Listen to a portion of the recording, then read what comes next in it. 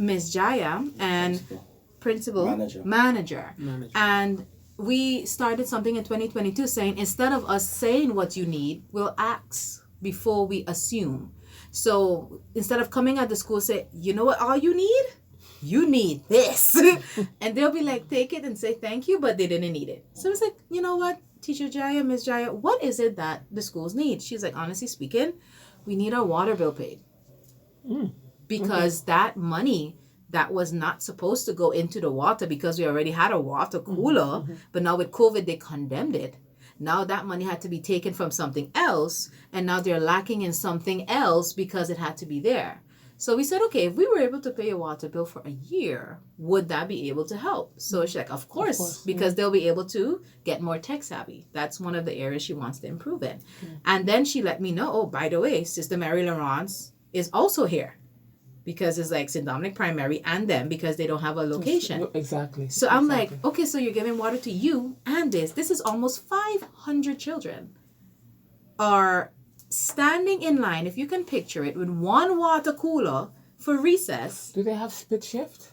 I mean, morning and afternoon? No, I think they have their own ways how they calculate and all of that too, because recess has been minimized, you know, it's difficult. But the one thing for sure, it was the line was really, really long for water, and those children would then hardly have a recess because of this. So we said, okay, we believe that this can be something that we can do. So we're looking at World Water Day, which is March the 22nd. We're partnering up with some businesses and individuals, and we're going to donate 2 water coolers, brand new. So that way, one school will have a water cooler, so they would have a water cooler, and the afternoon school would have a water cooler, because the issue is the afternoon school also is sharing that water cooler. Right. And then each spot will have their own water jugs.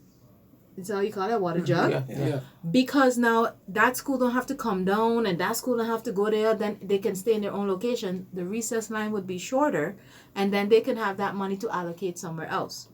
So that's SnapiT Kidz. I mean, it's all us, but in the area of it's child related.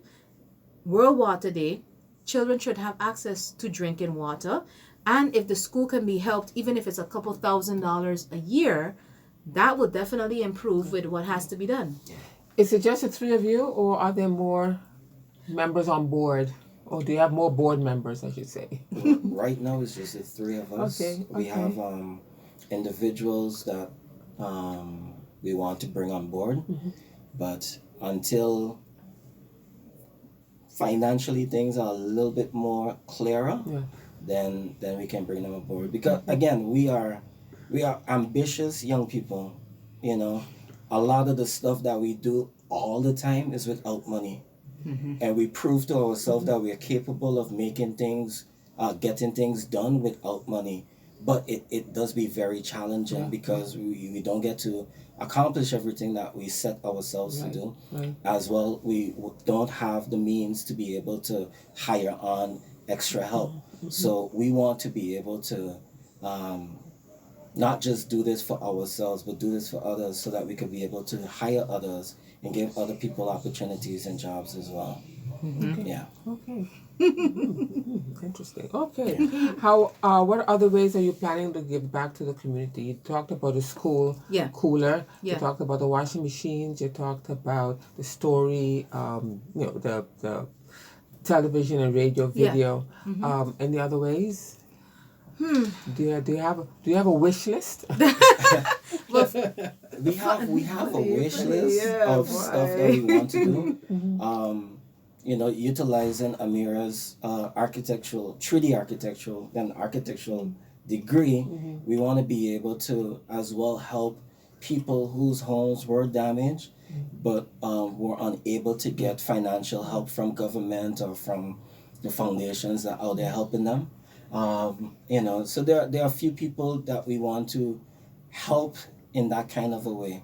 And before I forget, how that is because with the website that we will develop, we will then stipulate these are projects that we would like to do. There's a person out there who would gladly give money for purposes that means true to them. They just don't know that we exist. Yeah. So for us, when he said with a 3D, that's going, this is Susie's house now. This is how Susie's house is supposed to be. With $10,000, that can be possible. In that sense. So then they will see like a little chart, how much was raised so far. They will see evident images of Susie's house getting done, that kind of stuff. So it's like there will be no third party something. Yeah. We also have access to contractors and construction workers as well. So it will not be who will we find to. Yeah. And the reliable contractors. I know you was going to go there, yes. Yes, I know. Like, I know. I mean, after Irma, I know, it was crazy. It's just crazy. Everybody was a contractor. And then they were not living up to the name. Yes. Because number one, they were unreliable. They would take people's money and then they would disappear for weeks. I've heard horror stories. Yeah, no, horror stories. Especially from the elderly, you know, the seniors. Yeah. You know, so it's like, you don't know who to trust anymore. Exactly. So one of the issues what we had as dealing with construction, we heard horror stories from our side because there were also persons with money who did not pay. Oh, okay. Hearing it from the other side. That part you don't hear. I know. They don't talk about that. There were people who was like, I would pay you after you done. Yeah. People be like, I would only pay the material price and not pay you any kind of labor price. There were people like that. Oh, okay. And because you were desperate for the job, you would say, okay, well, can I at least have something to buy, something to eat or something like that until? Because I don't know if you're going to steal and rob me, so I'll only pay for materials just in case. And then when the job was finished, can't find them, or they back and forth, they gone missing. So that same side of that, there's two sides. We got two sides. There's two sides to every story. And it was very frustrating. Yeah. So with us, because the team is small, because King and Anderson and myself, we can get down and dirty and use our hands as well. So it's not like we're completely dependent. But this isn't going to be like creating a roof, making a foundation kind of projects anyway. This is going to be stuff like repairs kind of thing. Talking about rebuilding or, you know, doing some renovations to homes. Do you have an idea of how many homes are still have not been rebuilt? That would have to be literally looked at, because I know government is in charge of hiring persons to actually count and check and all of these things, surveys and so on. But a lot of time persons get under the radar and not seen because their house probably is all the way in, or they don't know the person or whatnot. So we are literally gonna handle it like how we did a washing machine. Hey, do you need help? Is your house not done? Literally the same way, because it works amazing with the washing machine process. You can drive around given day. Yep. And you will go in areas and you can see homes with no roofs on, you know, windows out. Yes. And a lot of the things what I find whoever handled that whole coupon certificate, whatever it was that you had to purchase materials from Koiman or Ace, and then you had to find your own contractor. I think it was Red Cross. I don't know who did that. First of all, these homeowners are not contractors, so they don't even know what they need. Material prices rose at that period. Yes. Significant. A lot of price gouging. Okay. A lot of price gouging. Okay, so I'm like, what's going on here? Okay. And then number one, you have a job. You can't stay by your house to make sure Tommy is going on. Thank you. Yep. So all of these areas, my King and I was looking at, like, what if we created a job opportunity like project overseer? Somebody who documents, and their whole purpose there is just to monitor and document, because then you're not there, so then you would like come at the end of the day, okay, let me see what all happened. You would have that evidence. We were thinking on something like that, because if someone isn't being held accountable, it could go slow, it could go fast, and whatnot and so on. So with us, we wanted to have that structure in place. Okay, treaty, we have the architect, we have somebody who can do the surveys and everything like that. So when we put the project out there, Valerie's house is going to cost $10,000 to fix. We know this because we have calculated the correct estimate. I think also what happened also after Irma was because they so wanted a job, they went really low on the price. And being in this field, realistically, you can see, okay, you cannot do that work for that price. But because we know, also, this is another thing with homeowners, by the way, they got the money from insurance. So instead of you using that money to pay for the house, to get it fixed, you went Puerto Rico and you went somewhere else with this money, and then now you're gonna have like $10,000 left, and then you're gonna try find a contractor for that because that's all you have. Like, all of these things were happening. So I ain't trusting nobody with money. And it's gonna be, we call it 10,000, we have the money and we making sure everything is done, not that you have the money and you find it. So that way the person who's giving the money for the project feels good because they know it's gonna get accomplished. Because there's so much people give St. Maarten money for that period of time. And a lot of them didn't see the benefits of it because of where the money went. Yeah. So we're going to, like, there is no third party. This is us. Got 10,000. This is the materials. Taking picture evidence. Fixing this. Fixing that. Evidence. Okay. We ain't even know kind of that happen again. Trust me. But Anderson, with his words, I'm telling you, with the script writing and everything, I'm telling you. But he really was the one to do the research for heritage and finding the individuals. Is it possible for him to say why he chose certain individuals? Because he has a really great reason for each. No? She's asking, I told him he needed to talk. Yeah, so let's go. And then you're going to ask him. Yeah, exactly. She's nodding her head, so she's like, no. For certain persons that we had to choose, for example, Lady Ruby Butte. Reason why choosing her is because for Ricardo and I, she's St. Maarten's first serial artist, meaning that she's a writer, she's a poet, and she's a painter. And Ricardo was taught by her how to paint. Okay. Yeah, and Ruby Butte actually was one of the persons that I look up to as a poet, and I've actually had the honor of opening up for her. So, and I've had the opportunity to also sit down, speak with her, and learn a lot of history. And for me, it is something that we need to appreciate. Because we need to appreciate our elders. And I realized today we're not appreciating our elders anymore. And so for me it was, let's show why we have to appreciate our elders. We also have Mr. Jose Lake Sr.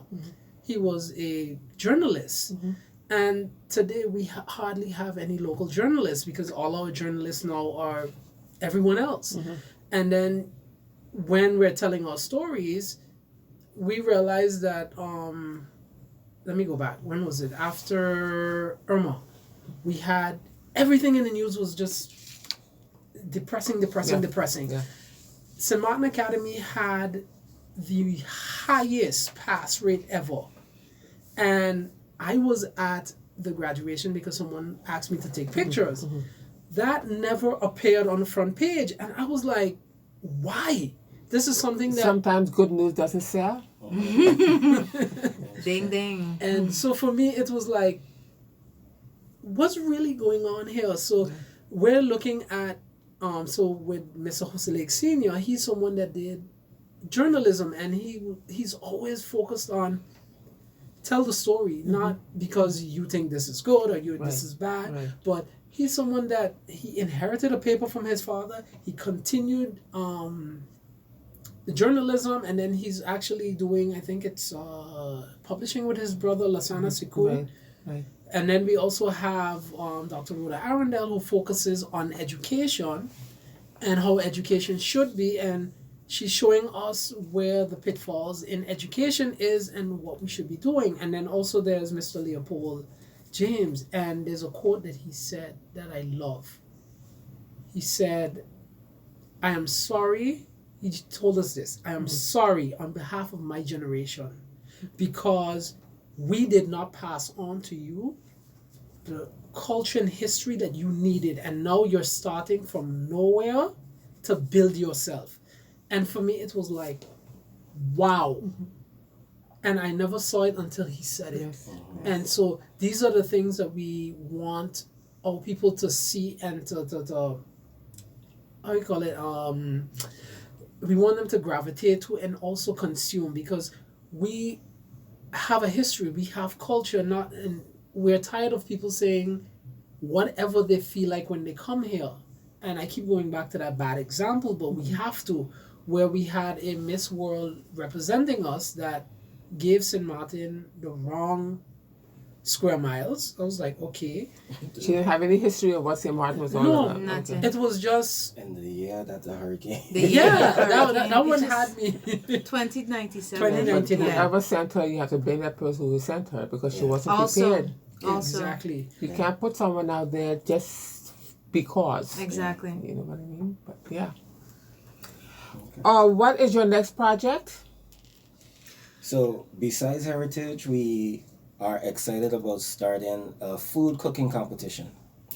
St. Maarten is known as the culinary capital of the Caribbean, but our chefs and our cooks are not really challenged to create more amazing dishes. So we want to do a fun cooking competition, and we're looking at partnering up with the Sundial School to make it possible. We're excited that they were open to the idea. So we're in still negotiations with them for the space of the kitchen. But it's going to be 12 individuals basically competing against each other to see who will end up winning. So each week they'll cook a different dish, and each week some person will be eliminated at the end of the... So have you gotten any contestants yet? No, first we solidified the location, which we just did. So which was Sundial School. To share, Sundial School. So that was step one. You can't have a show without, a location. Yeah, that's a good location. Yeah, so step one is that. And also we're giving back to the school, which is giving back to the community. Okay. And then after we it's official, flyer now, who is, and then all that fun stuff. Yeah. And then the other project, which I'm excited about, the show that we're going to do is called the giveaway show. And something I always say is we focus a lot on when the tourists come here to then speak about ourselves as a business. But locals are here 12 months a year. So what if you as a business look at the locals as your target instead of just tourists? So with the giveaway show, me as for instance, I never went to, let's say, Sally and Pep. But I see pictures of it, but I'm like, oh God, it costs a lot of money. What if I don't like the food? What if? Anybody know anybody who went there? That's how it is. Good. Yeah. The food is good. No, but I know, right? So I said, anybody know anybody who went there? That is be the terminology. Yeah, and then somebody say, yeah, girl, I went there, girl, the food is good. Then you go. So the concept of the giveaway show is myself, will be experiencing these things. Either getting our nails done, going here, different businesses, and we will be